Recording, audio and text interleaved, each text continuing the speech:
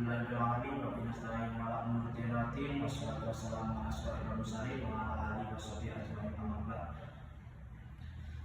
Langsung saja, perkenalkan saya Muhammad Zainul Ghaffar, NIM 2411020122. Langsung saja, baik. Di sini saya akan mempresentasikan batasan dan ciri bunyi bahasa. Batasan dan ciri bunyi bahasa dibagi menjadi 7, yaitu pertama vokal, konsonan, diftong, gugus konsonan, fonem dan grafem, fonem segmental dan supramental, yang terakhir suku kata. Baik, apa itu bunyi? Bunyi adalah kesan pada pusat saraf sebagai akibat getaran gerakan telinga yang bereaksi karena perubahan-perubahan dalam tekanan udara. Bunyi juga dapat dihasilkan oleh alat ucap manusia seperti bibir, gigi, lidah, gusi, tenggorokan, dan pita suara. Bunyi yang diproduksi oleh alat ucap manusia disebut bunyi bahasa. Selanjutnya, vokal. Karakteristik atau kualitas vokal ditentukan oleh 3 faktor. Yang pertama, tinggi posisi lidah dalam ruang mulut.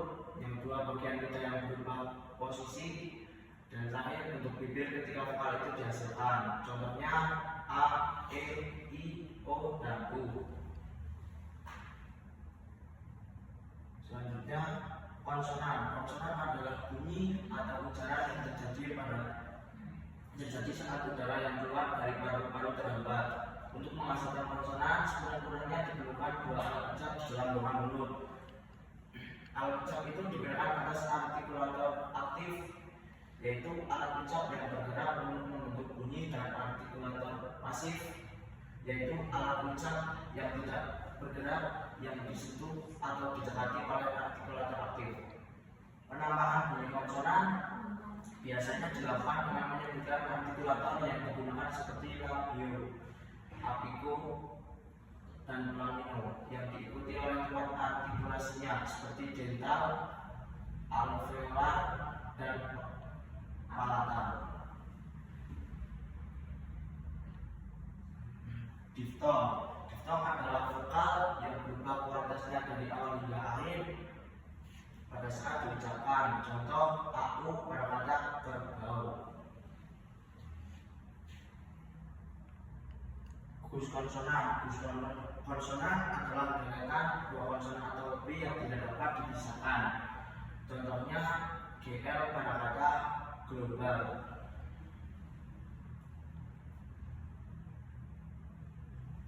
Fonem dan grafem. Paparan vokal dan konsonan di atas hanya berkenaan dengan lambang-lambang bunyi bahasa yang harus dibedakan dari tulisan. Untuk tujuan representasi visual bunyi digunakan 3 cara pelambangan, yaitu lambang fonetis, lambang fonemis, dan lambang grafis.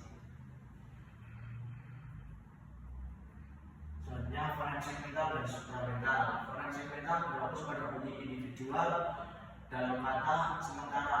Fonem supramental berkaitan dengan elemen-elemen yang mempengaruhi cara bunyi tersebut disusun dan dipahami dalam konteks kalimat. Yang terakhir, suku kata. Suku kata adalah satuan bunyi dalam suatu kata yang terdiri dari 1 atau lebih fonem dan diucapkan sebagai satu kesatuan bunyi. Contoh, ambil, ambil, dia, dia. Baik, cukup presentasi dari saya. Bila ada kekurangan, ini undangan dari saya. Terima kasih. Wassalamualaikum warahmatullahi wabarakatuh. Tadi di komentar disebutkan bahwa ada kualitas vokal itu mempengaruhi tinggi rendahnya suatu pengucapan lidah. Menurut Anda, kenapa kualitas vokal ini mempengaruhi pengucapan tinggi rendahnya pengucapan lidah?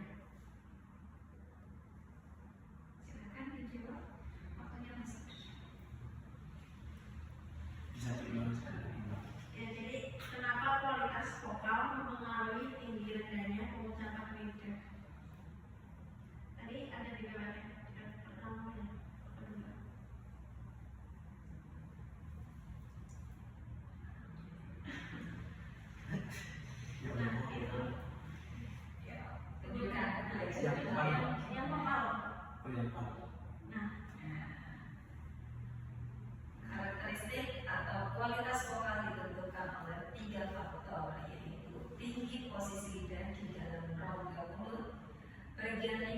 berubah posisi dan bentuk bibir ketika vokal itu dihasilkan. Silakan dikorelasikan antara materi yang Anda sajikan dengan pertanyaan dari Mbak Anggi.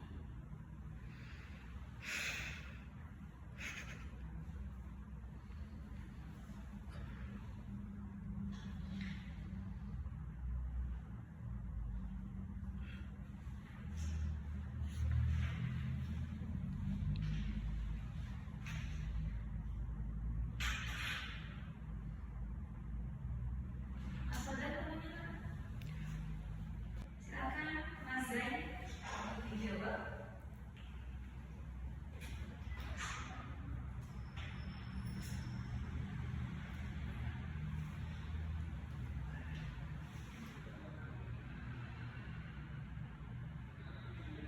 Langsung ke sana aja.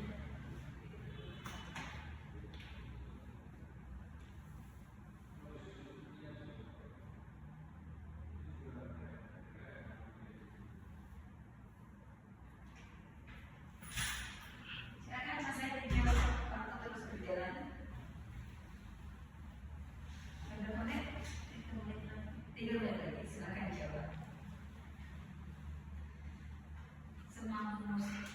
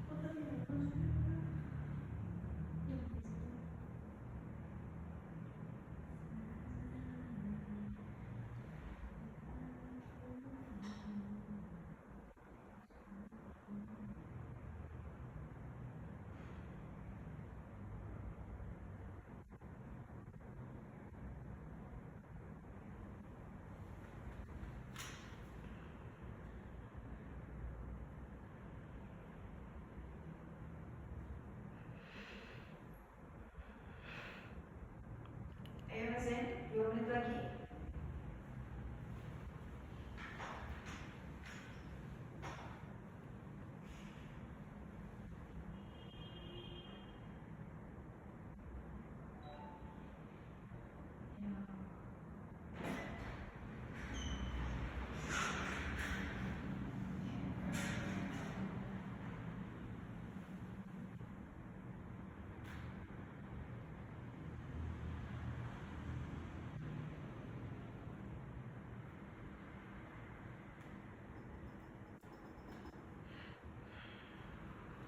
Gimana?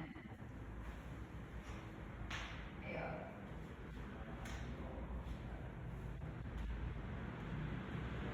Sekali lagi Mbak pertanyaannya. Kenapa kualitas vokal itu menentukan tinggi rendahnya pengucapan lidah? Ya, saya jawab semampunya karena tinggi posisi lidah ditentukan oleh nada yang tinggi atau nada yang rendah. Itu contohnya. Oke, terima kasih. Di pos dulu Mas. Pause.